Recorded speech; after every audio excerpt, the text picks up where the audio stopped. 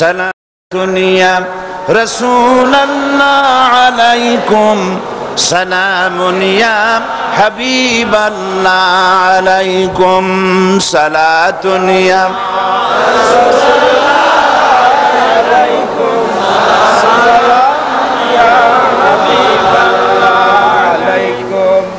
আলহামদুলিল্লাহ আলহামদুলিল্লাহ আলাইকুম। আল্লাহ পাকের শুকরিয়া আদায় করছি।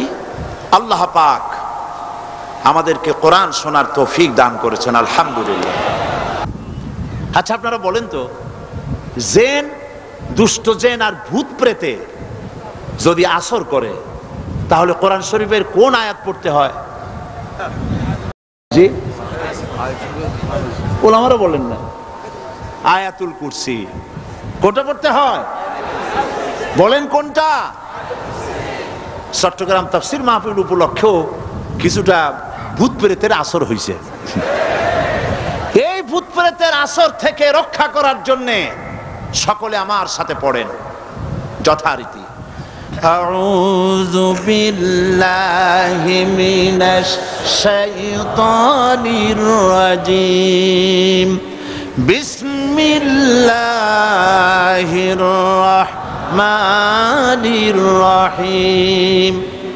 আল্লাহু লা ইলাহা ইল্লা হুয়াল হাইয়ুল কাইয়্যুম লা তা'খুযুহু সিনাতুন ওয়ালা নাওম লাহু মা ফিস সামাওয়াতি ওয়া মা ফিল আরদ من ذا الذي يشفع عنده إلا بإذنه يعلم ما بين أيديهم وما خلفهم ولا يحيطون بشيء من علمه إلا بما شاء وسع كرسيه السماوات والأرض ولا يؤوده حفظهما وهو العلي العظيم صدق الله العظيم সবাই বলেন সাদাকাল্লাহুল আযীম। আয়াতুল কুরসি, আগে এটার অর্থ করে নেই। আল্লাহু লা ইলাহা ইল্লা হুয়াল হাইয়ুল কাইয়্যুম। আল্লাহ হচ্ছেন তিনি যিনি ছাড়া কোনো ইলাহ নাই, যিনি সার্বভৌমত্বের একমাত্র মালিক। লা তাখুযুহু সিনাতুন ওয়ালা নাওম, যাকে ঘুম এবং তন্দ্রা স্পর্শ করে না। লাহু মা ফিস সামাওয়াতি ওয়া মা ফিল আরদ, আকাশ ও জমিনে যা কিছু আছে সবই তার। মান যাল্লাযী ইয়াশফাউ ইনদাহু ইল্লা বিইজনিহি, কে আছে এমন যে তার কাছে সুপারিশ করতে পারে তার বিনা অনুমতিতে? মা বাইনা আইদিহিম ইয়ালামু মা বাইনা আইদিহিম ওয়া মা খালফাহুম, তিনি সবার অগ্র পশ্চাৎ এর সব কিছুর খবর রাখেন। ওয়ালা ইউহিতুনা বিশাইইম মিন ইলমিহি ইল্লা বিমা শাআ, তার জ্ঞাত বিষয়ের কিছুই মানুষ নিজেদের আয়ত্তে আনতে পারে না। অবশ্য আল্লাহ যদি কাউকে কিছু দিতে চান, ওয়াসিআ কুরসিয়্যুহু সামাওয়াতি ওয়াল আরদ, তার একচ্ছত্র ক্ষমতা এবং কর্তৃত্ব আকাশ এবং জমিনকে পরিব্যাপ্ত করে রেখেছে। ওয়ালা ইয়াউদুহু হিফযুহুমা ওয়া হুয়াল আলিয়্যুল আযীম, আর আকাশ এবং পৃথিবীর রক্ষণাবেক্ষণ করতে গিয়ে আল্লাহ পাক মোটেই ক্লান্তি বোধ করেন না। আর তিনি হচ্ছেন এক মহান শ্রেষ্ঠতম সত্তা। বলি সাদাকাল্লাহুল আযীম। আয়াতুল কুরসি, এই আয়াতটি আয়াতুল কুরসি হিসেবে পরিচিত। কি নামে পরিচিত? আয়াতুল কুরসি। এখানে মহান আল্লাহ পাকের এমন সব পূর্ণাঙ্গ পরিচিতি পেশ করা হয়েছে যার নজির গোটা কোরআন শরীফে নাই। সুবহানাল্লাহ। তাই হাদিস শরীফে এই আয়াতটিকে শ্রেষ্ঠ আয়াত বলা হয়েছে। কোরআন শরীফের কি আয়াত?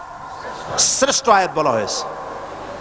আমরা প্রত্যেকটি ফরজ নামাজের পরে এই আয়াতে কারিমা পড়ে থাকি, ঠিক কিনা বলে?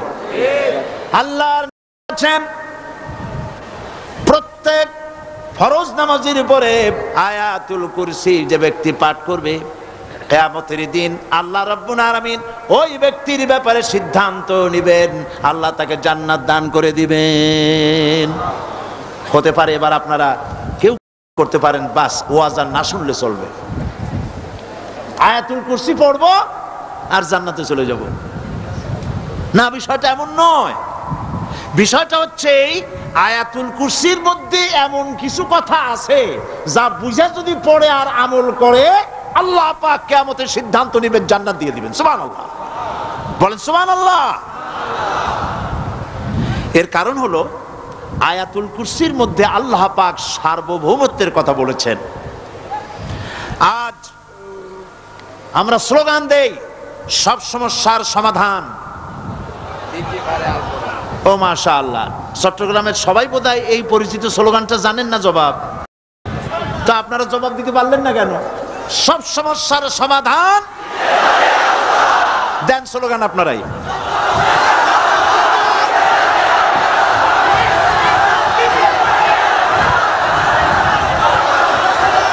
এটা শুধু স্লোগান নয়, সব সমস্যার সমাধান দিতে পারে আল কোরআন। এটা শুধু স্লোগান নয়, এটাই বাস্তবতা, এটাই বাস্তব সত্য।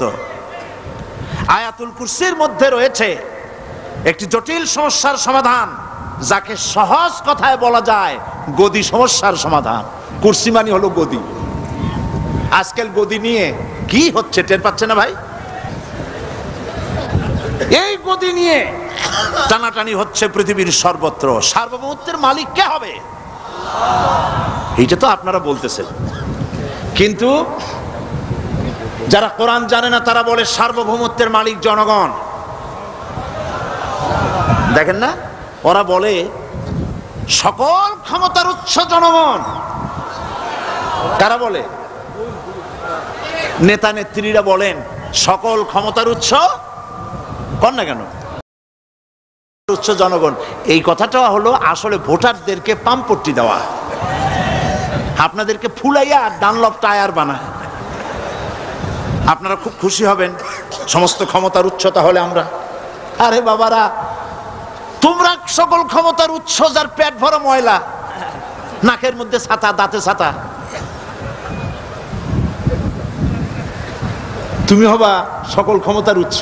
আহার, ক্ষমতার ঠেলায় একটা সাপ দেখলে ভয়তে সিট হয়ে পড়ো, সাইকেলের টায়ার বাস্ট হইলে হার্ট ফেল করে। সকল ক্ষমতার উৎস, সকল ক্ষমতার উৎস জনগণ। এই কথা বলা কবিরা গুনাহ, এই কথা বিশ্বাস করা হারাম, এই কথা বিশ্বাস করা শিরক। কারণ সকল ক্ষমতার উৎস জনগণ এই কথা যদি বলা হয় তাহলে কোরআনে কারীমের সাথে কন্ট্রাডিকশন হয়, সাংঘর্ষিক। আল্লাহ পাক কি বলেছেন? আল্লাহ পাক বলেছেন আন্নাল কুওয়াতা লিল্লাহি জামিআ। বলেন আন্নাল কুওয়াতা লিল্লাহি জামিআ। আমার আল্লাহ রাব্বুল আলামিন বলেন, জেনে রাখো নিঃসন্দেহে সকল ক্ষমতার উৎস কেবলমাত্র আল্লাহ রাব্বুল আলামিন। সকল ক্ষমতার উৎস কে? জোরে বলেন আল্লাহ, আল্লাহ, আল্লাহ। তিনি একমাত্র সকল ক্ষমতার উৎস। কোরআন আয়াতুল কুরসি আল্লাহ কোরআনে নাজিল করে সার্বভৌমত্বের মালিক কে হবে সমস্যার সমাধান করে দিলেন। রাসূল করিম সাল্লাল্লাহু আলাইহি ওয়াসাল্লাম মানুষের সার্বভৌমত্ব খতম করে মদিনায় আল্লাহর সার্বভৌমত্ব কায়েম করে তিনি একটি রাষ্ট্র কায়েম করলেন। মদিনার রাষ্ট্রের সার্বভৌমত্বের মালিক কে ছিলেন? আল্লাহ। জোরে বলেন কে ছিলেন? আল্লাহ। মানুষ তখন দেখতে পেল খোদাই সার্বভৌমত্বের ভিত্তিতে যে রাষ্ট্র গঠন হয় সেই রাষ্ট্র মানবতার জন্য কত কল্যাণকর হয়। সুবহানাল্লাহ বিহামদি। আয়াতুল কুরসিতে বলা হলো যে সার্বভৌমত্বের মালিক এই ক্ষমতাটাকে আরবিতে বলা হয় উলুহিয়াত। এই ক্ষমতাকে সার্বভৌমত্বের ক্ষমতাটাকে আরবিতে কি বলা হয়? উলুহিয়াত। আর যার হাতে এই ক্ষমতাটা থাকে তাহলে বলে ইলাহ, তাকে কি বলা হয়? আল্লাহ রাব্বুল আলামিন আয়াতুল কুরসির শুরুতে এই কথাটাই বলে দিলেন, আল্লাহু লা ইলাহা ইল্লা হুয়াল হাইয়ুল কাইয়্যুম। আল্লাহ হচ্ছেন তিনি যিনি ছাড়া কোনো ইলাহা নাই।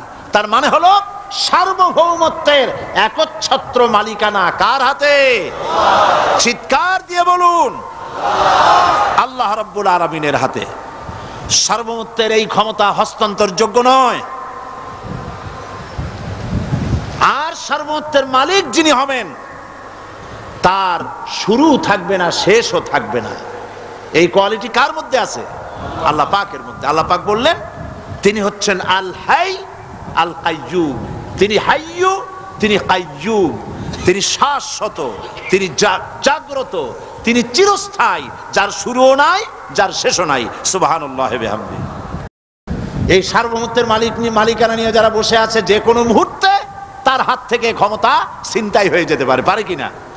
আর ঘুমায় থাকলে, সার্বভৌমত্বের মালিক দাবি করে যদি ঘুমায় থাকে, ততক্ষণ ভারপ্রাপ্ত বানাবে কারে? এই জন্য মালিক হচ্ছেন আল্লাহ পাক, যাকে ঘুম এবং তন্দ্রা স্পর্শ করে না। সার্বভৌমত্বের মালিকের কোয়ালিটি আল্লাহ পাক বলছেন লা তাখুযুহু সিনাতুন ওয়ালা নাওম। পড়েন সবাই, লা তাখুযুহু সিনাতুন ওয়ালা নাওম। তার ঘুমও নাই, তন্দ্রাও নাই। হযরত মূসা আলাইহিস সালাম আল্লাহ পাকের কাছে একবার প্রশ্ন তুলেছেন, আল্লাহ পাক তুমি নাকি? আল্লাহ বলেন তুমি বিশ্বাস করো না? মূসা আলাইহিস সালাম বলছেন অবশ্যই বিশ্বাস করি। আল্লাহ পাক বললেন বিশ্বাস যদি করো তাহলে বুঝানো যাবে। হযরত ইব্রাহিম আলাইহিস সালাম বলেছিলেন আল্লাহ পাকের কাছে, কাইফা রব্বি আরিনি কাইফা তুহিল মাউতা।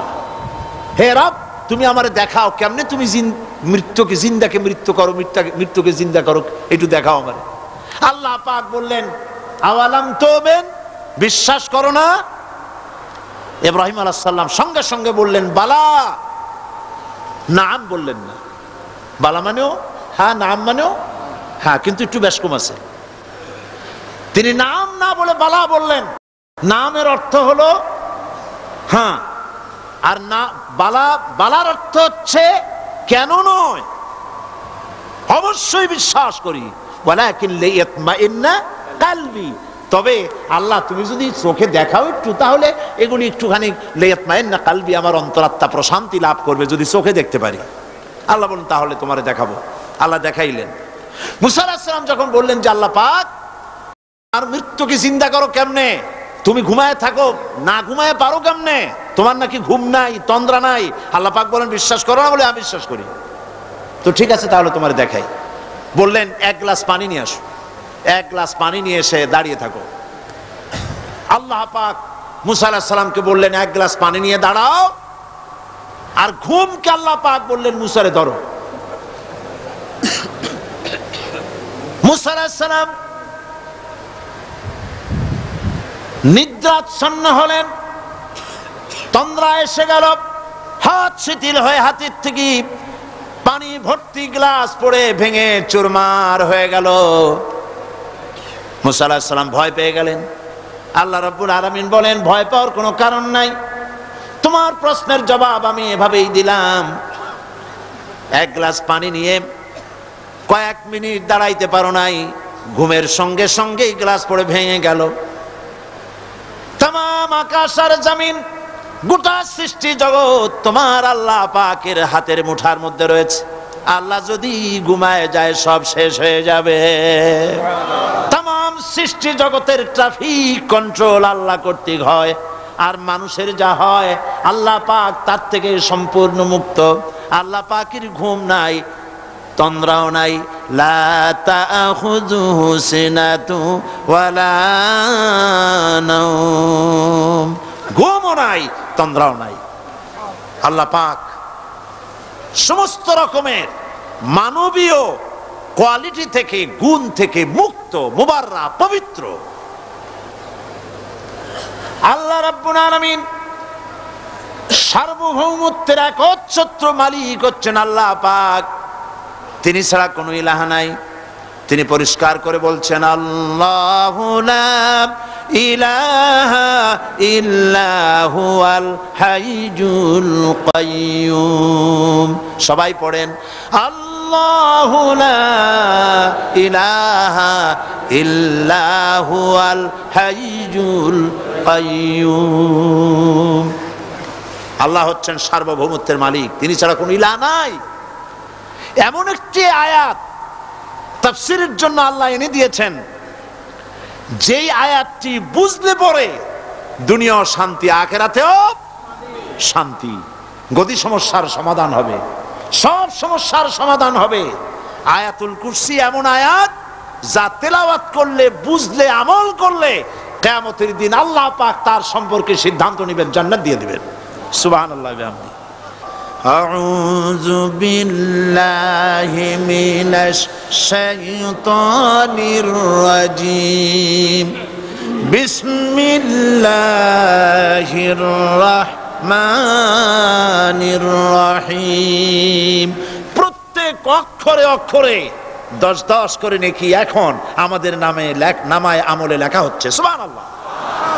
গলা ছেড়ে দিয়ে সবাই পড়েন আমার সাথে, আল্লাহু লা ইলাহা ইল্লা হুয়াল হাইয়ুল কাইয়্যুম, লা তাখুযুহু সিনাতুন ওয়ালা নাওম, লাহু মা ফিস সামাওয়াতি ওয়া মা ফিল আরদ, মান যাল্লাযী ইয়াশফা'ু 'ইনদাহু ইল্লা বিইذনিহি, ইয়া'লামু মা বাইনা আইদিহিম ওয়া মা খালফাহুম, ওয়া লা ইউহীতুনা বিশাইইন মিন ইলমিহি ইল্লা বিমা শা'a, وسع كرسيه السماوات والأرض ولا يؤوده حفظهما وهو العلي العظيم। صدق الله العظيم। আয়াতুল কুরসি হচ্ছে কোরআন শরীফের সর্বশ্রেষ্ঠ আয়াত। সুবহানাল্লাহ। রাসূল বলেছেন আয়াতুল কুরসি হচ্ছে কোরআনে কারীমের সর্বশ্রেষ্ঠ আয়াত, এবং আল্লাহ পাকের তাওহীদের ব্যাপারে, সার্বভৌমত্বের ব্যাপারে এত বিস্তারিত অল্পের মধ্যে আর অন্য কোন আয়াতের মধ্যে ভাবে আসে নাই। এই জন্য আয়াতুল কুরসির এত মর্যাদা। কালকে আরো একটি হাদিস শোনাইছিলাম, বোধহয় নিশ্চয়ই আপনাদের মনে আছে, প্রত্যেক ফরজ নামাজের পরে আয়াতুল কুরসি যে একবার পড়বে, তেলাওয়াত করবে, কিয়ামতের দিন আল্লাহ পাক তার সম্পর্কে সিদ্ধান্ত নেবেন, তাকে জান্নাত দিয়ে দিবেন। সুবহানাল্লাহ কইতে ইচ্ছে করলো না? আলহামদুলিল্লাহ বলবেন না? তার অর্থ হলো এই আয়াতুল কুরসি যদি মানুষ পড়ে আর বোঝে, আর ওই অনুযায়ী যদি আকীদা তৈরি হয়, জীবন তৈরি হয়, তার জীবন জান্নাতের জন্য তৈরি হয়ে যায়। গতকাল আল্লাহ পাকের সার্বভৌমত্বের কথা আমরা আলোচনা করেছিলাম। আলোচনা করব আল্লাহ পাকের পরিচয়। আল্লাহ পাক তিনি কে? আমরা বলি আল্লাহ। আমরা কি বলি? বলেন সবাই, কি বলি? আমি অনেকবার আপনাদেরকে এই কথাটা বলেছি, বোধহয় নিশ্চয়ই মনে আছে। আল্লাহ এই উচ্চারণটা আমাদের অনেকের হয় না, কেউ বলে না আল্লাহ। আল্লাহ পাকের উচ্চারণটা হচ্ছে, আল্লাহ পাকের নাম উচ্চারণ হচ্ছে আল্লাহ। মুখটা একটু গোল হয়ে যাবে, বলেন আল্লাহ আল্লাহ আল্লাহ। পৃথিবীতে বিভিন্ন জাতি তার স্রষ্টাকে, তারা যাকে স্রষ্টা মনে করে বিভিন্ন নামে ডাকে। কেউ বলে ভগবান, কেউ বলে ঈশ্বর, কেউ বলে পরমেশ্বর, কেউ বলে বিধাতা, কেউ বলে গড। বিভিন্ন নামে লোকেরা এভাবে ডাকে। তো ভগবান বললে তার প্রতিশব্দে স্ত্রীলিঙ্গে কি আসে? বলেন ভগবতী। ঈশ্বর বললে স্ত্রীলিঙ্গে কি আসে? ঈশ্বরী। বিধাতা বললে তার স্ত্রীলিঙ্গে কি আসে? বিধাত্রী। গড এটার স্ত্রীলিঙ্গে আসলে কি হবে? তো প্রত্যেকটি তারা যে ভাষায় আল্লাহকে ডাকে, প্রত্যেকটি ভাষায় স্ত্রীলিঙ্গে একটি প্রতিশব্দ আসে। আল্লাহ এর স্ত্রীলিঙ্গে, এর প্রতিশব্দে আরেকটি শব্দ কি গোটা বিশ্ব খুঁজে পাওয়া যাবে? জোরে বলেন যাবে? যাবে না। এবং অন্যান্য নামগুলি সন্ধি বিচ্ছেদ করলে অর্থই হবে না। গড এটাকে যদি উল্টায়া বলা হয় তাহলে কি হয়ে যাবে? এবার দেখুন, আল্লাহ এই নাম, আল্লাহর পরিচয় কি? যদি বলা হয় যে আল্লাহর পরিচয় কি, শুধু আল্লাহ দিয়ে আল্লাহকে চেনা যাবে, আল্লাহকে চেনা যাবে। আল্লাহ রাব্বুল আলামিন বলছেন, আল্লাহু লা ইলাহা ইল্লা হুয়াল হাইয়ুল কাইয়্যুম। আল্লাহ হচ্ছেন তিনি যিনি ছাড়া কোনো ইলাহ নাই, মাবুদ নাই, উপাস্য নাই। সুবহানাল্লাহ। এখন আল্লাহর যদি প্রথম একটা অক্ষর আলিফ ছেড়ে দেওয়া হয় তাহলে থাকবে কি? লিল্লাহ। এই লিল্লাহ দিয়েও কেউ যদি আল্লাহর পরিচয় পেতে চায় তাহলে পেয়ে যাবে। আল্লাহ রাব্বুল আলামিন কোরআনে কারীমের ভিতরে শুধু লিল্লাহ দিয়েও আল্লাহকে চেনার ব্যবস্থা করেছেন। লিল্লাহি মা ফিস সামাওয়াতি ওয়া মা ফিল আরদ। আকাশ এবং জমিনের সার্বভৌমত্বের একচ্ছত্র মালিকানা কার? আল্লাহ পাকের। এখন লিল্লাহ থেকে একটা লাম ছেড়ে দেন, কি থাকবে? লাহু। এই লাহু দিয়েও আল্লাহর পরিচয় পাওয়া যাবে, যাবে না? কোরআন বলছে, লাহু মাকালিদুস সামাওয়াতি ওয়াল আরদি ইউবসিতুর রিজকা লিমান ইয়াশা। আকাশ এবং জমিনের রিজকের চাবিকাঠি আল্লাহ পাকের কাছে, যারে খুশি তিনি পর্যাপ্ত রিজেক তিনি দান করেন। সুবহানাল্লাহ। এবার লাহুর লাম ছেড়ে দেন, থাকবে কি? একটা অক্ষর। এই একটি অক্ষর দিয়ে আল্লাহ পাকের চেনা যাবে। ইন্নাহু হুয়াল গফুরুর রহিম। তিনি হচ্ছেন মহা ক্ষমাশীল, দয়াবান। আল্লাহর পরিচয় আল্লাহকে দিয়েই জানা যায়। আল্লাহর পরিচয় হচ্ছে তিনি এই আকাশ সৃষ্টি করেছেন, এই জমিন সৃষ্টি করেছেন, মানব গোষ্ঠীকে সৃষ্টি করেছেন। আকাশের স্রষ্টাকে, জমিনের স্রষ্টাকে, মানুষের স্রষ্টাকে আল্লাহ পাক।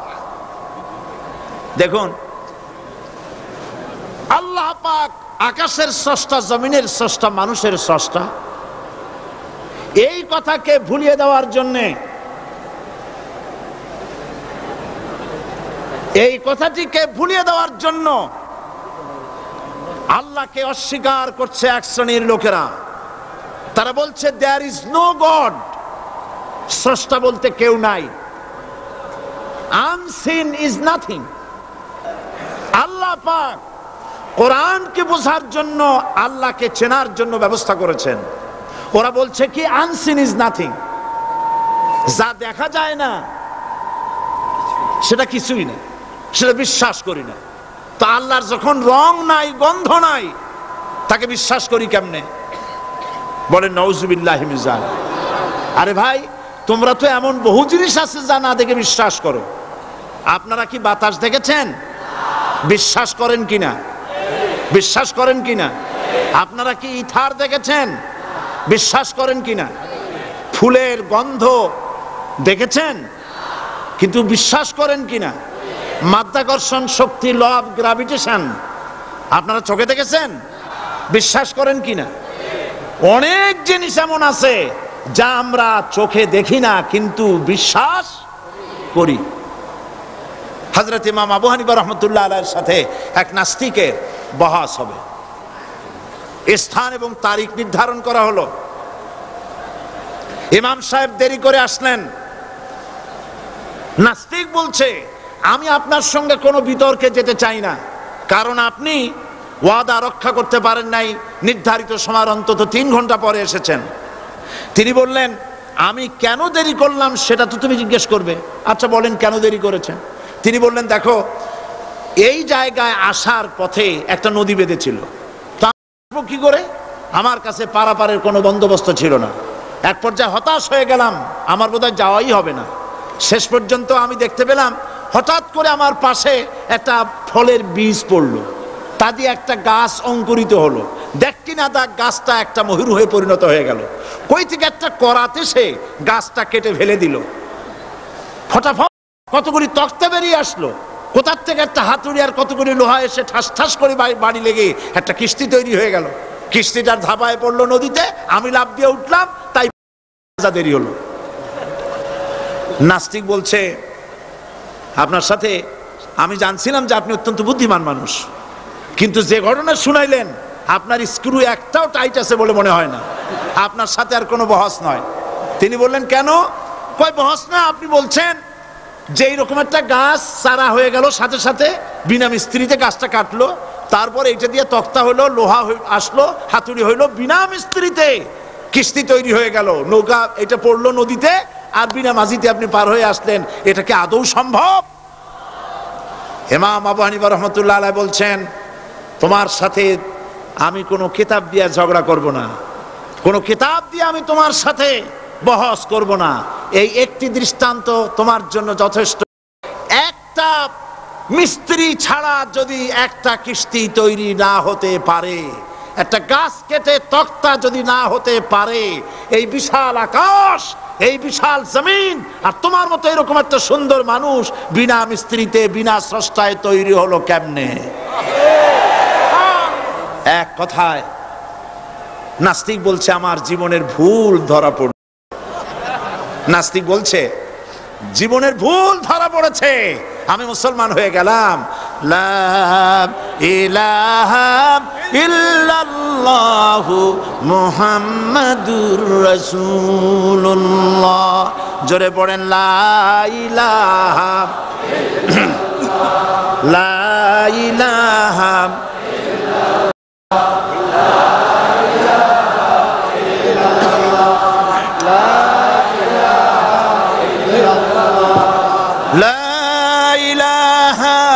ইল্লাল্লাহু মুহাম্মাদুর রাসূলুল্লাহ।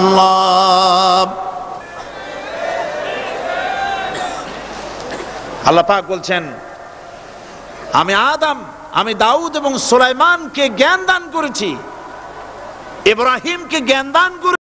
কোরআন শরীফের বহু জায়গায় শুধু জ্ঞানের কথাই বলা হয়েছে। সুবহানাল্লাহ বিহামদিহি।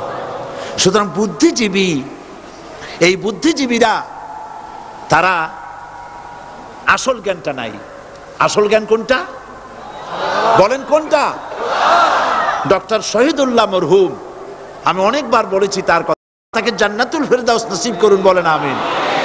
ডক্টর শহীদুল্লাহ মরহুম বলতেন তার লোকদেরকে যে তোমরা বিদেশ থেকে অনেক ডিগ্রি নামের আগে আনতে পারো, তোমরা পণ্ডিত, একথা আমি স্বীকার করি, কিন্তু কোরআন শরীফের জ্ঞান যদি না থাকে তাহলে পণ্ডিতের আগে আর একটা শব্দ বসবে, মূর্খ পণ্ডিত। কোরআনের জ্ঞান পাণ্ডিত্যকে পরিপূর্ণ করে দেয়। কারণ ওয়ামা উতিতুম মিনাল ইলমি ইল্লা কালিলা, সুবহানাল্লাহ। আল্লাহ পাক বলছেন তোমাদেরকে সামান্যতম জ্ঞান দান করেছি। কতটুকুন জ্ঞান? কতটুকুন? সামান্যতম জ্ঞান দান করেছি। সুতরাং আল্লাহ পাক কোরআনের মধ্যে তার নিজের পরিচয় ছোট্ট একটি সূরার মধ্যে ব্যাপক আকারে বলে দিয়েছেন। কি? কুল হুয়াল্লাহু আহাদ। সবাই পড়েন আমার সাথে, কুল হুয়াল্লাহু আহাদ আল্লাহুস সামাদ লাম ইয়ালিদ ওয়া লাম ইউলাদ ওয়া লাম ইয়াকুল লাহু কুফুয়ান আহাদ। আল্লাহ পাক বলেন আল্লাহ এক এবং একক, তিনি কারো মুখাপেক্ষী নন, তিনি কাউকে জন্ম দেন নাই, তাকেও কেউ জন্ম দেয়নি। আকাশ আর জমিনে আল্লাহর সমকক্ষ কেউ নাই। সুবহানাল্লাহ। তাকে কেউ জন্ম দেয়নি, তিনিও কাউকে জন্ম দেননি। তিনি এক, তিনি ছিলেন, তিনি আছেন, তিনি থাকবেন। তার শুরুও নাই, তার শেষও নাই। সুবহানাল্লাহ। এই আল্লাহ রাব্বুল আলামিন তার পরিচয় আয়াতুল কুরসি সার্বভৌমত্বের পরিচয় দিয়েছে, আল্লাহর পরিচয় দিয়েছে। আল্লাহ তিনি খালিক। মানব সৃষ্টির এবং পৃথিবীর সৃষ্টির ইতিহাস ঘাটলে মানুষের যদি কিসমত ভালো থাকে তাহলে আল্লাহর সান্নিধ্য, আল্লাহর অস্তিত্ব সম্পর্কে জ্ঞান তাকে আল্লাহ পাক দান করে দেন। সুবহানাল্লাহ। পৃথিবীর সৃষ্টির ব্যাপারে বুদ্ধিজীবীরা কি বলছে দেখুন। পৃথিবীর সৃষ্টির ব্যাপারে বিজ্ঞানীরা বলছেন যে এই পৃথিবী এরকম ছিল না। তো কি রকম ছিল? এইটা সূর্যের পাশ থেকে একটা উজ্জ্বল শক্তিশালী জ্যোতিষ্ক দারুণ ফোর্স নিয়ে যাচ্ছিল। সেই ফোর্স সহ্য করতে না পেরে সূর্যের একটি দুর্বলতম অংশ সূর্য থেকে ছিটকে মহাশূন্যে পড়ে গেল, আর ঘুরতে ঘুরতে এই পৃথিবীর অস্তিত্ব লাভ করলো। বিজ্ঞানের এই কথা যদি বিশ্বাস করতে হয় তাহলে আমাকে বলতে হয় এখন তো মানুষেরা আর পৃথিবীতে ধরছে না, ঠিক কিনা? কথা বলছেন না কেন? মানুষ পৃথিবীতে এখন ধরতেছে। বিভিন্ন দেশ খালি বলতেছে মানুষ কমাও, সন্তান কমাও, বিভিন্ন পদ্ধতি গ্রহণ করো, আর মানুষ বাড়ায়ও না। আল্লাহ পাক বলছেন আল্লাহু লা ইলাহা ইল্লা হুয়াল হাইয়ুল কাইয়্যুম। আল্লাহ হচ্ছেন তিনি যিনি ছাড়া কোনো ইলাহ নাই। লা ইলাহা ইল্লাহু, তিনি ছাড়া কোনো ইলাহ নাই, সার্বভৌমত্বের মালিক কেউ নাই। এই যে লা ইলাহা, কোনো ইলাহ নাই, আমরা কালেমার মধ্যে এই কথাটা বলি। আমাদের কালেমায়ে তাইয়্যিবা আমরা কি উচ্চারণ করি? লা ইলাহা ইল্লাল্লাহু মুহাম্মাদুর রাসূলুল্লাহ। জোরে পড়েন লা ইলাহা ইল্লাল্লাহ, লা ইলাহা ইল্লাল্লাহু মুহাম্মাদুর রাসূলুল্লাহ। লা ইলাহা, কোনো ইলাহ নাই। এই দাওয়াত দিয়েছেন দুনিয়ার সমস্ত পয়গম্বর। এটা কি শুধু রাসূলুল্লাহর দাওয়াত ছিল? সমস্ত নবীদের স্লোগান ছিল একটা। সমস্ত নবীদের স্লোগান ছিল কয়টা? সবাই বলুন, কি সেই স্লোগান? লা ইলাহা ইল্লাল্লাহ। কোরআন শরীফের ভিতরে ইলাহ শব্দ 147 বার এসেছে। লা ইলাহার অর্থ যদি এই হয় কোনো উপাস্য নাই আল্লাহ ছাড়া, কোনো মাবুদ নাই আল্লাহ ছাড়া, মুহাম্মদ সাল্লাল্লাহু আলাইহি ওয়াসাল্লাম আল্লাহর প্রেরিত রাসূল, তাহলে তো এত ঝঞ্ঝাট হওয়ার কথা ছিল না। আপনারা বলেন, নবীরা যখনই এই দাওয়াত দিয়েছেন লা ইলাহা ইল্লাল্লাহ, তখন সংঘর্ষ হয়েছে কিনা? হয়েছে কিনা? বাধা আসছে কিনা? তাহলে এই কথাটা কি যার কারণে এরকমের বাধা আসে? লা ইলাহা ইল্লাল্লাহ, এর চাইতে বিপ্লবাত্মক এর চাইতে রিভলিউশন সৃষ্টিকারী কথা আল্লাহর আকাশের নিচে জমিনের উপরে আর একটাও হতে পারে না। লা ইলাহা ইল্লাল্লাহ। ইলাহ শব্দের অর্থ শুধু উপাস্য আর মাবুদ নয়। ইলাহ শব্দের অর্থ হচ্ছে আইনদাতা, ইলাহ শব্দের অর্থ হচ্ছে শাসনকর্তা, ইলাহ শব্দের অর্থ হচ্ছে বিধানদাতা। তো লা ইলাহা যখন একটি লোক ঘোষণা করে, তার অর্থ দাঁড়ায় কোনো আইনদাতা নাই, বিধানদাতা নাই, শাসনকর্তা নাই, কারো আইন মানি না, বিধান মানি না, শাসন মানি না, আল্লাহ ছাড়া। কে ছাড়া? আল্লাহ ছাড়া। এই কালেমার দাওয়াত যখন পয়গম্বরেরা দিয়েছেন, তখন 3 শ্রেণীর লোকেরা বাধা দিয়েছে। বলেন কয় শ্রেণী? সবাই বলেন। 3 শ্রেণীর লোকেরা বাধা দিয়েছে। লক্ষ্য করুন। 1 নম্বরে বাধা দিয়েছে রাষ্ট্র শক্তি। 1 নম্বরে বাধা দিল কারা? 2 নম্বরে বাধা দিয়েছে ধনাঢ্য ব্যক্তিবর্গ। 3 নম্বরে বাধা দিয়েছে যারা কায়েমি স্বার্থবাদী ধর্মীয় শক্তি। এই 3টি শ্রেণী সমস্ত নবীদেরকে বাধা দিয়েছে। সেই বাধা অতীতে যারা দিত এখন আর দেয় না, নাকি? এখনো দেয়? দেখুন, এই কালেমার দাওয়াত হযরতে মূসা আলাইহিস সালামকে যেদিন আল্লাহ পাক প্রথম ওহী দিলেন, এই দাওয়াত শুধু রাসূল দেন নাই, আল্লাহ পাক বলছেন প্রত্যেক নবী তার জাতিকে এই দাওয়াত দিয়েছেন। কি? আল্লাহ রাব্বুল আলামিন বলেন সকল নবী তার কওমকেই বলে দাওয়াত দিয়েছেন, ইয়া কওমি ইবুদুল্লাহা মা লাকুম মিন ইলাহিন গায়রু। হে সম্প্রদায়, আল্লাহ ছাড়া কোনো ইলাহ নাই, তার ইবাদত করো, তারই দাসত্ব করো, তার গোলামি করো। আল্লাহ পাক মূসা আলাইহিস সালামকে যখন নবুয়াত দিলেন, প্রথম যে ওহী এলো, প্রথম ওহীটাই ছিল ইন্নানি আনাল্লাহ লা ইলাহা ইল্লা আনা ফা'বুদনি ওয়া আকিমিস সালাতা লিযিকরি। নিশ্চয়ই আমি আল্লাহ, আমি ছাড়া কোনো ইলাহ নাই, আইনদাতা নাই, বিধানদাতা নাই, সুতরাং আমার দাসত্ব করো এবং আমার শরণার্থে নামাজকে প্রতিষ্ঠা করো। মূসা আলাইহিস সালামকে আল্লাহ পাক ওহী দিয়ে তাকে পাঠালেন। কোথায় পাঠালেন? আল্লাহ পাক বলেন, ইযহাব ইলা ফিরআউনা ইন্নাহু তাগা। গোটা কওম নাফরমান, আল্লাহর আইন কেউ মানছে না। গোটা কওমের কাছে না পাঠাইয়া আল্লাহ পাক সর্বপ্রথম মূসা আলাইহিস সালামকে দাওয়াত নিয়ে কার কাছে পাঠালেন? ফেরাউনের কাছে। কারণ ফেরাউন হচ্ছে রাষ্ট্রশাসক। ফেরাউন কি? রাষ্ট্রশাসক। হযরতে মূসা আলাইহিস সালাম ফেরাউনের কাছে গেলেন আর দাওয়াত দিলেন, ফেরাউন পড়ে নাও লা ইলাহা ইল্লাল্লাহ। একটি কথা আপনাদের মনে রাখতে হবে, দুনিয়ার কোন ফেরাউন, কোন নমরুদ, কোন সাদ্দাত, কোন হামান কেউ বলে নাই যে আমি আল্লাহ, আমি রাজ্জাক, আমি খালেক, আমি পৃথিবীর সৃষ্টি করেছি। কথা কেউ বলেছে? কেউ বলে নাই। কি বলেছে তারা? ফেরাউন বলেছে মা আলিমতু লাকুম মিন ইলাহিন গায়রি, আমি তো জানি না আমি ছাড়া আরো কোনো ইলাহ আছে, এ কথা আমার জানা নাই, সুতরাং আমি হচ্ছি ইলাহ আর তুমি বলছো লা ইলাহা।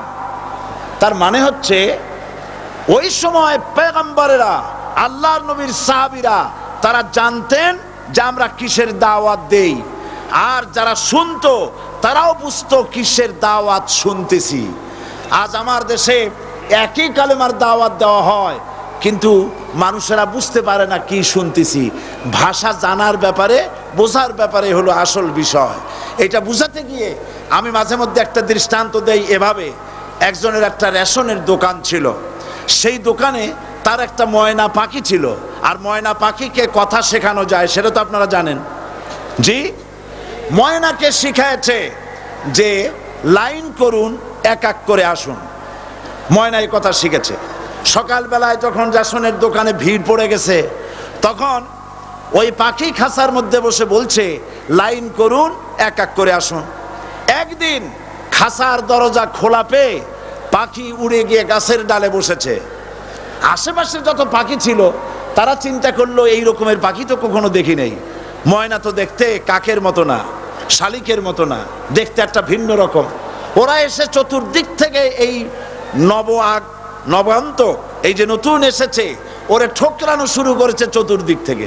ঠোকরানি খেয়ে ময়না বলতেছে লাইন করুন, এক এক করে আসুন।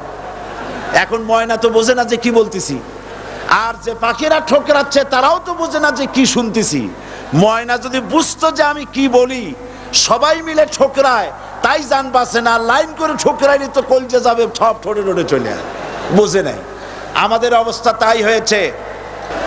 সুতরাং এই কালেমার দাওয়াত যখন হযরতে মুসা আলাইহিস সালাম দিলেন, ফেরাউন বলল আমি তো জানি না যে আমি ছাড়া আরো কোন ইলা আছে, আইনদাতা তো আমি, তুমি নতুন কোথা থেকে আইনদাতা নিয়ে আসছো? ফেরাউন বলছে দেখো, আমারে বাদ দিয়া যদি অন্য কাউকে ইলাহ বলে তুমি মানো আর সেই শিক্ষা যদি যে জাতিকে দাও, তাহলে আমি তোমাকে ধরে লাআজআলান্নাকা মিনাল মাসজুনিন, আমি তোমাকে কারারুদ্ধ করব, আমি তোমাকে জেলখানায় ঢুকিয়ে দেব। রাষ্ট্রশক্তি প্রথম বাধা দিল কারা? বলেন সবাই। সেই বাধা কি ওখানে শেষ হয়েছে না এখনো আছে? আছে কিনা জোরে বলেন। আমি তোমাকে জেলখানায় ঢুকাবো। হযরত মুসা আলাইহিস সালাম বলেন ফেরাউন রে, জেলের ভয় আমি করি না, আমাকে জেলের ভয় দেখায়া লাভ নাই। আমি আল্লাহ পাকের পয়গম্বর হযরতে মুসা আলাইহিস সালাম। ফেরাউনের দলবল আছে, লোক লস্কর আছে, তার অস্ত্রের অভাব নাই। আল্লাহ রাব্বুল আলামিন মুসা আলাইহিস সালামের কাছে একটা অস্ত্র দিয়া দিলেন। দিছিলেন কিনা? দিছিলেন কিনা? আল্লাহ পাক হযরত মুসা কি বলেছেন, ওয়া মা তিলকা বিয়ামিনিকা ইয়া মুসা, মুসা রে তোমার হাতে ওটা কি? মুসা আলাইহিস সালাম বললেন এটা লাঠি। আল্লাহ পাক বললেন ফেলে দাও লাঠি। লাঠি ফালায় দিলেন, কি হয়ে গেল? হিয়া হাইয়াতুন তাসআ, লাঠি হয়ে গেল। এখন লাঠি পড়ে সাপ হয়ে গেল। সাপ দেখে নবী হোক, ওলি হোক, সাহাবী হোক আর আলেম হোক, সাপ দেখলে ভয় করে না মানুষের? মুসা আলাইহিস সালাম ভয় পাইছে। আল্লাহ রাব্বুল আলামিন হযরত মুসাকে শোনায় দিলেন, খুযহা ওয়া লা তাখাফ সানুঈদুহা সিরাতাহাল উলা,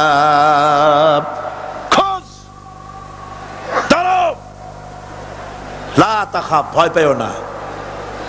আল্লাহ বলছেন ধরো, ভয় পেও না।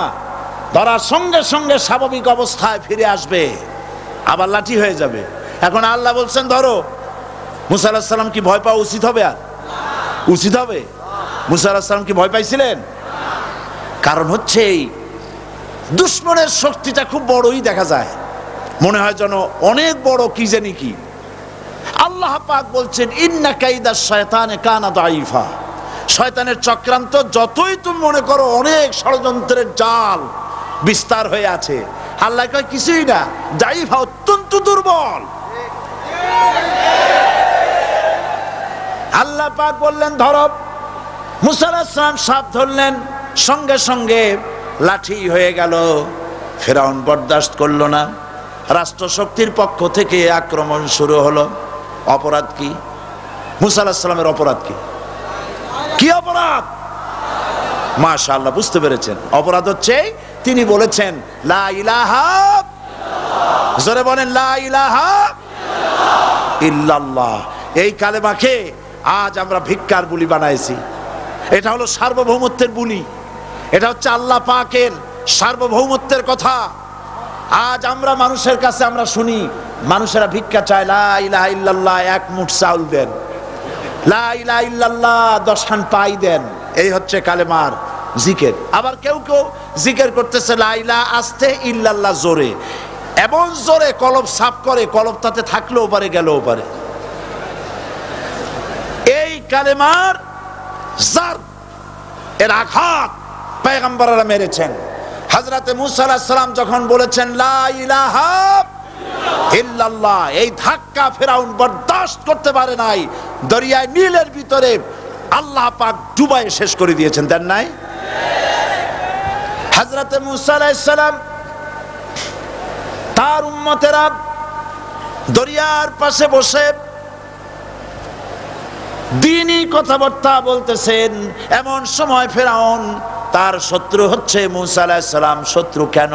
মুসা কি ফেরাউনের পাকা ধানে মই দিয়েছে নাকি? বলেন আপনারা। তার হালের গরু পিটায় মারছে নাকি? অপরাধ হলো তিনি আল্লাহর জমিনে আল্লাহর আইন প্রতিষ্ঠার কথা বলেছেন। এই শুধুমাত্র এই অপরাধে ফেরাউন তার দলবল নিয়ে 3 দিক থেকে আক্রমণ করেছে। মুসা আলাইহিস সালামের উম্মতেরা ভয় পেয়ে গেছেন। তারা বলছেন ইন্না লামুদরাকুন, আমরা পাকড়াও হয়ে গেছি। 3 দিকে সাড়াশি আক্রমণ, 3 দিকে শত্রু, একদিকে দরিয়া, পালাবার রাস্তা আছে? হযরত মুসা আলাইহিস সালাম ভয় পেয়ে গেলেন, সারেন্ডার করলেন না।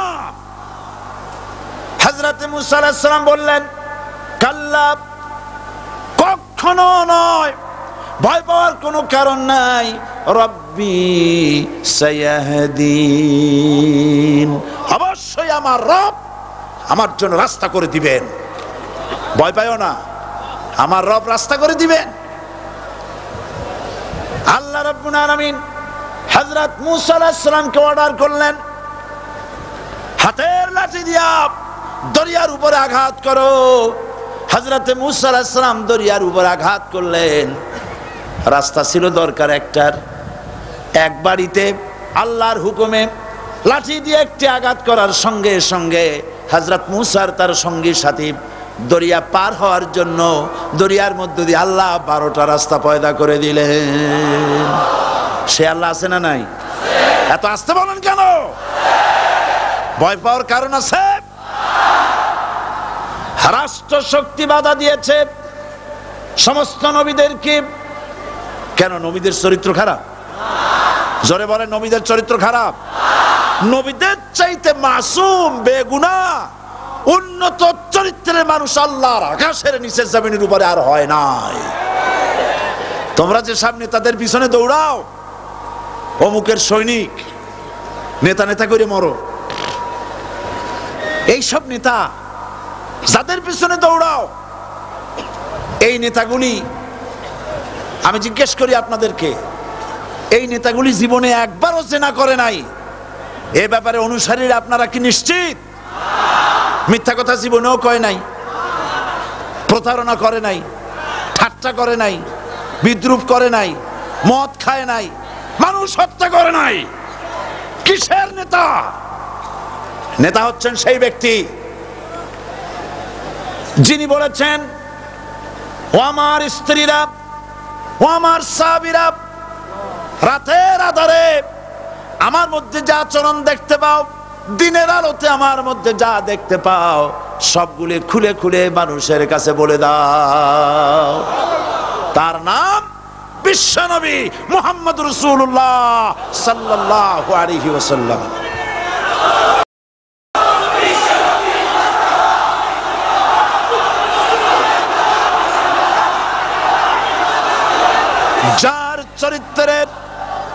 যার চরিত্রের সার্টিফিকেট আল্লাহ রাব্বুল আলামিন নিজে দিচ্ছেন, ওয়া ইন্নাকা লাআলা খুলুকিন আযীম।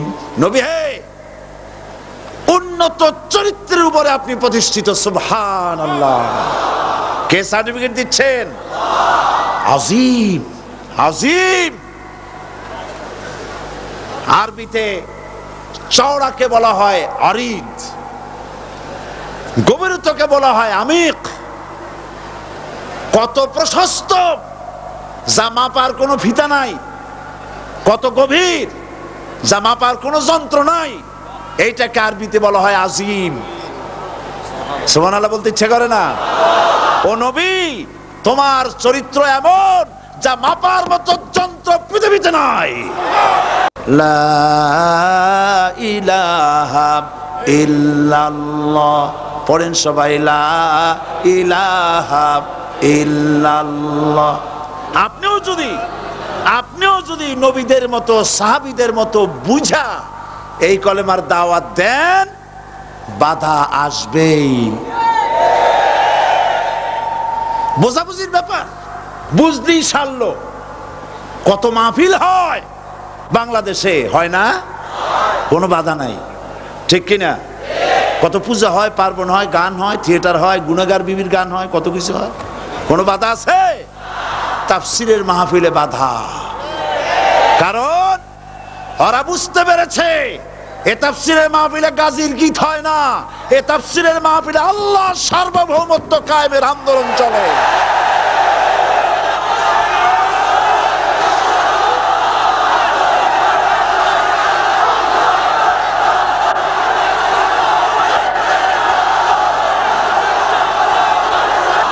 বিশ্বকবি আল্লামা ইকবাল কি সুন্দর করে বলেছেন, আজ ভি হো জু ইব্রাহিম কা ইমা पैदा आग कर सकती है एक अंदाज़े गुलिस्तां पैदा।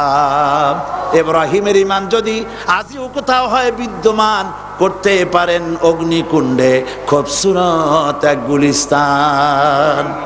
এখনো যদি ইব্রাহিমের সন্তানদেরকে আগুনের মধ্যে ফেলে দেওয়া হয়, আর ইব্রাহিম ঈমান যদি থাকে, আগুনকে ফুলের বাগান বানাবার ক্ষমতা আল্লাহর আছে। চিরকাল আল্লাহ পাক এই কালেমাকে দিয়েছেন আল্লাহর সার্বভৌমত্বকে প্রতিষ্ঠা করার জন্য। আয়াতুল কুরসি শুধু পড়ে বুকে ভিউ দেওয়ার জন্য নয়। পড়েন আমার সাথে, আল্লাহু লা ইলাহা ইল্লাহু আল হাইয়ুল কাইয়্যুম। দুনিয়ার সমস্ত পয়গম্বর অত্যাচারিত হলেন, শুধু তাই নয়, বিশ্ব নবী আখেরি জামানার পয়গম্বর নবী মুহাম্মদ রাসূলুল্লাহ সাল্লাল্লাহু আলাইহি ওয়াসাল্লাম জাতির কাছে আসলেন। তিনি এসে বললেন, ইয়া আইয়ুহান নাস কুলু লা ইলাহা ইল্লাল্লাহ। প্রথম দাওয়াত শুনছেন কথা?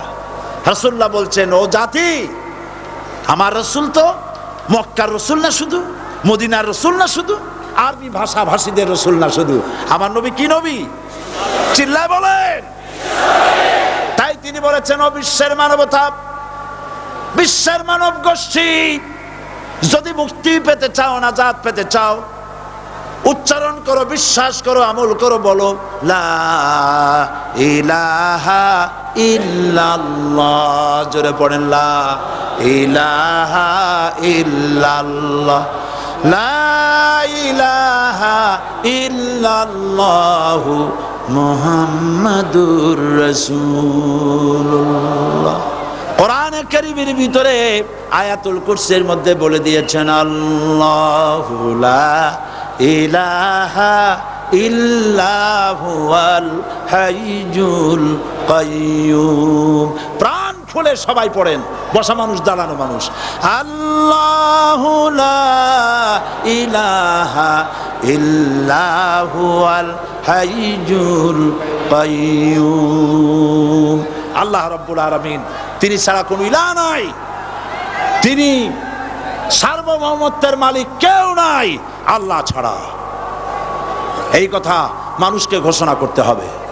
সুবহানাল্লাহ ওয়ালহামদুলিল্লাহ লা ইলাহা ইল্লাল্লাহ, সুবহানাল্লাহ ওয়ালহামদুলিল্লাহ লা ইলাহা ইল্লাল্লাহ, সুবহানাল্লাহ ওয়ালহামদুলিল্লাহ লা ইলাহা ইল্লাল্লাহ, লা ইলাহা ইল্লাল্লাহু মুহাম্মাদুর রাসূলুল্লাহ।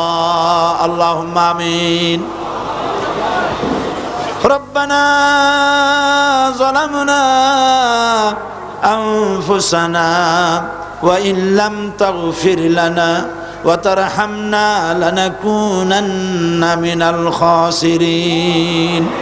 সবাই পড়েন আমার সাথে, রব্বানা যালামনা আনফুসানা ওয়া ইল্লাম তাগফির লানা ওয়া তারহামনা লানাকুনান্না মিনাল খাসিরিন। রব্বানা যালামনা আনফুসানা ওয়া ইল্লাম তাগফির লানা ওয়া তারহামনা লানাকুনান্না মিনাল খাসিরিন। আলোচনায় যদি কোনো ভুল হয়ে থাকে আল্লাহ দয়া করে মাফ করে দাও। রব্বুল আলামিন আমাদের দোয়া দুরুদি জিকির আজকারে আমাদের আলোচনায় তুমি যে খুশি হয়েছো যতটুকুন তার সবটুকুন বিশ্বনবী মুহাম্মাদুর রাসূলুল্লাহ সাল্লাল্লাহু আলাইহি ওয়াসাল্লামের রূহ মুবারকে পৌঁছায়া দাও। রব্বুল আলামিন तमाम अंबियाए किराम, उलमाए मुतकद्दिमीन, उलमाए मुताखिरीन, सल्फे सालिहीन যারা দুনিয়া থেকে মুমিন মুমিনাত বিদায় হয়ে গেল, আল্লাহ কবরগুলিকে জান্নাতের টুকরায় পরিণত করে দাও। রব্বুল আলামিন এই লক্ষ লক্ষ মুসলমান নরনারী ভিক্ষুকের মতো তোমার দরবারে হাত তুলেছি।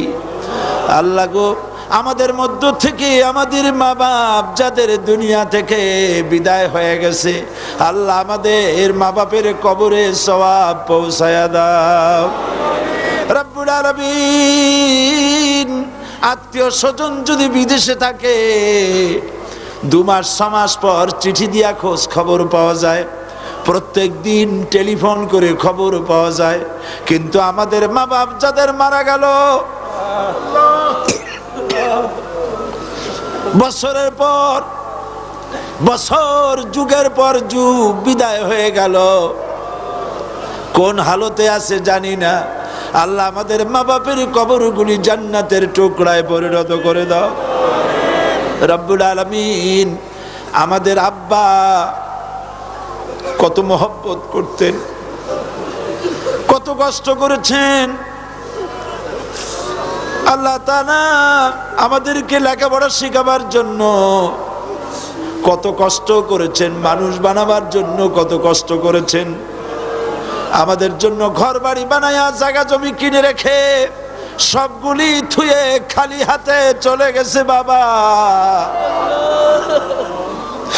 আল্লাহ আমাদের আব্বার রুহের পরে সওয়াব পৌঁছায়া দাও। রব্বুল আলামিন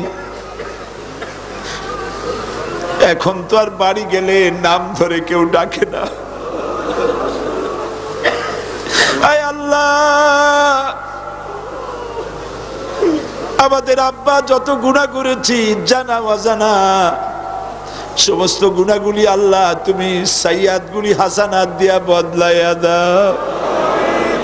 রব্বুল আলামিন আমাদের জনম দুঃখিনী মা, আয় আল্লাহ মা যা যে হারাইছে সেই বোঝে কি নিয়ামত তার চলে গেছে।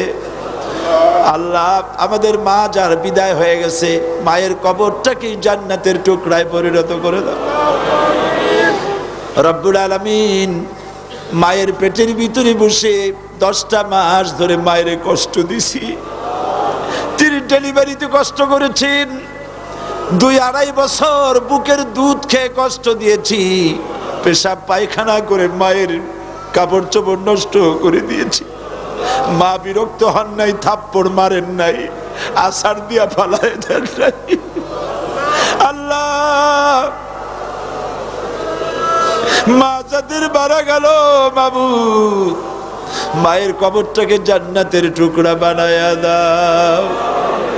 রব্বির হামহুমা কামা রব্বায়ানি সগীরা। আমার ভাইয়েরা, আমার মা বোনেরা করুণ ভাবে আল্লাহরে বলেন রব্বির হামহুমা কামা রব্বায়ানি সগীরা, রব্বির হামহুমা কামা রব্বায়ানি সগীরা। রব্বানা তাকাব্বাল মিন্না ইন্নাকা আনতাস সামিউল আলিম ওয়া তুব আলাইনা ইন্নাকা আনতাত তাওয়াবুর রহিম। সুবহান রাব্বিকা রাব্বিল ইজ্জাতি আম্মা ইয়াসিফুন ওয়া সালামুন আলাল মুরসালিন ওয়ালহামদুলিল্লাহি রাব্বিল আলামিন ওয়াজআল আখিরা কালিমাতিনা ইনদাল মাউত লা ইলাহা ইল্লাল্লাহু মুহাম্মাদুর রাসূলুল্লাহ। আসসালামু আলাইকুম ওয়া রাহমাতুল্লাহ।